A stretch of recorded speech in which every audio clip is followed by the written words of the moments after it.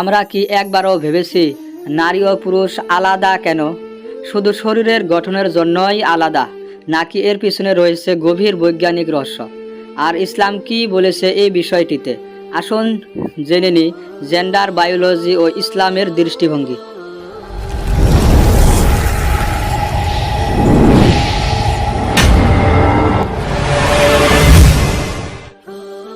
বিজ্ঞান বলে মানুষের লিঙ্গ নির্ধারণ হয় ক্রোমোজোম দ্বারা।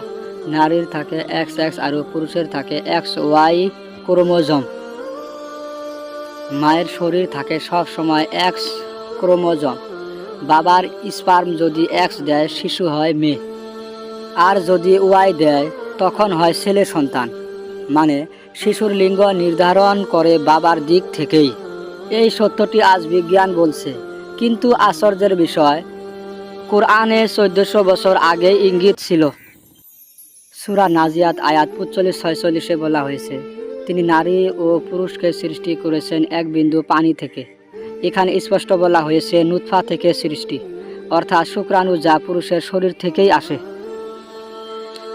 কোরআন কখনো বলেনি যে নারী লিঙ্গ নির্ধারণ করে, যা আজকের জেন্ডার বায়োলজির সঙ্গে অবিকল মিল খায়। বিজ্ঞান বলে নারী ও পুরুষের শরীর, হরমোন, আবেগ সব কিছুতেই পার্থক্য আছে। নারীর শরীরে বেশি থাকে ইস্ট্রোজেন, পুরুষের শরীরে টেস্টোস্টেরন।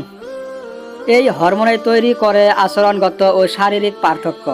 তাই নারী সাধারণত মমতাময়ী, পুরুষ হয় অধিক পরিশ্রমী ও প্রতিরক্ষক।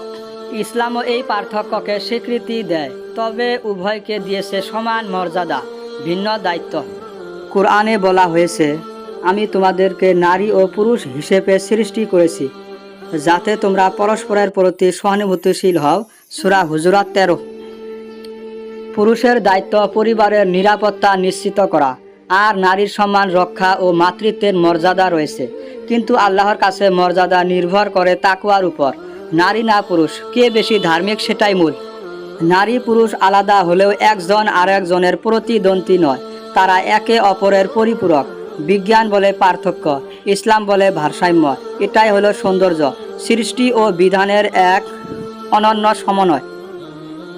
আজকের আলোচনায় আমরা দেখলাম বিজ্ঞান ও কোরআন দুটোই নারী পুরুষের ভিন্নতা স্বীকার করে, কিন্তু তা মর্যাদার পার্থক্য নয়, বরং দায়িত্বের বৈচিত্র্য।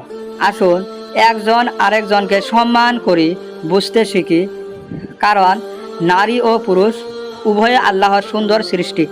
ভিডিওটি ভালো লেগে থাকলে সাবস্ক্রাইব করতে ভুলবেন না।